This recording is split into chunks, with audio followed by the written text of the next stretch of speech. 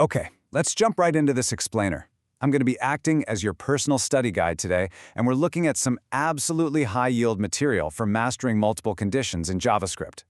Look, if you're prepping for a coding assessment, understanding how to control the flow of your program it's completely critical. We're going to break down exactly how JavaScript makes complex decisions, giving you a really clear map of the logic. Real quick, here's our syllabus for the session. We'll cover moving beyond binary logic, building the logic chain, the final catch-all, tracing the execution flow, testing your logic, and wrap up with an exam prep summary. Let's get to it. Section 1. Beyond binary logic, breaking the if-else limits. So you already know a standard if-else statement is great for a single condition, right? It's true, or you fall back to a single else catch-all. But what if your exam asks you to evaluate several distinct possibilities? In the real world, and definitely on your exams, you're rarely just dealing with two simple outcomes. And that brings us to the solution. On one side, you've got your basic binary logic. That's your standard if-else handling one condition plus a fallback.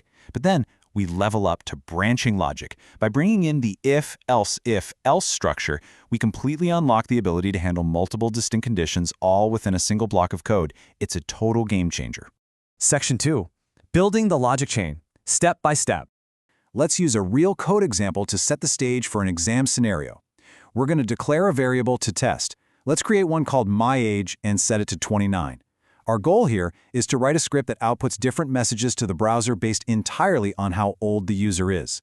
Now, before we actually write the conditions, lock this phrase into your brain for test day. An else-if statement simply tags along on the back of an if statement. It doesn't stand alone, right? It absolutely needs that initial if statement to anchor it, and then it provides these extra logical branches just trailing right behind it. Okay, so here's how we actually build that chain.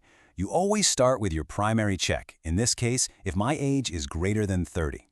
But if that evaluates to false, you don't just give up. No, you tag on an else if block to check a second condition, else if my age is greater than 20. And the cool part? You can keep this chain going. Add another else if for over 10. You're just stacking these checks, one right after the other. Section 3. The final catch-all, your logic safety net. So an absolutely crucial concept for writing robust code and, actually passing your exams is the catch-all. It's exactly what it sounds like, a final else block sitting at the very end of your logic chain. It handles literally any scenario that slipped through your previous checks. It is your ultimate safety net.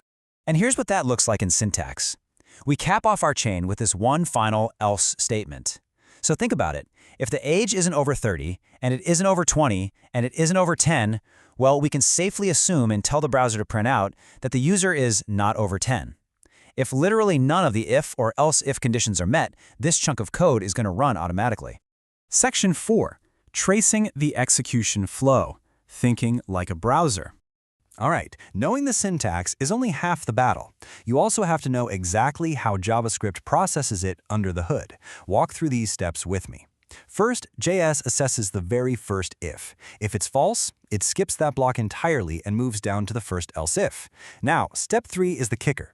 JavaScript evaluates top to bottom, and the absolute second it finds a true condition, it runs that code and skips the rest of the chain. It's done checking.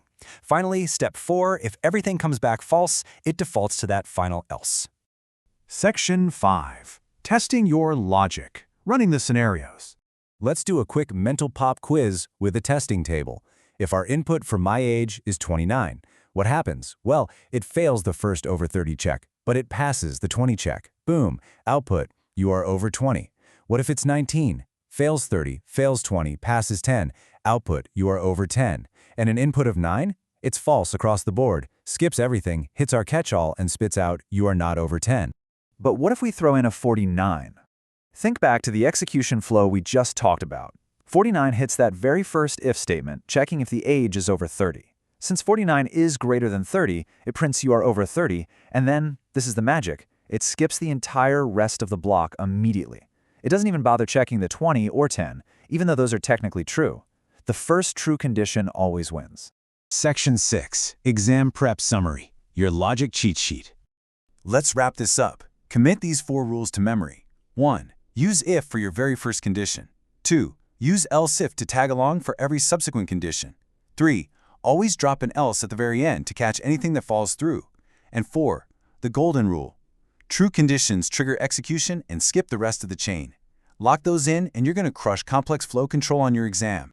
But before I let you go, consider this provocative final thought. We built a rock-solid chain assuming the user types in numbers, right? But how would you carefully crafted execution flow react if a user inputted completely unexpected data types? What if they typed the actual word 20 instead of the number 20? Think about how your operators would handle that and what safety checks you might need before your chain even begins.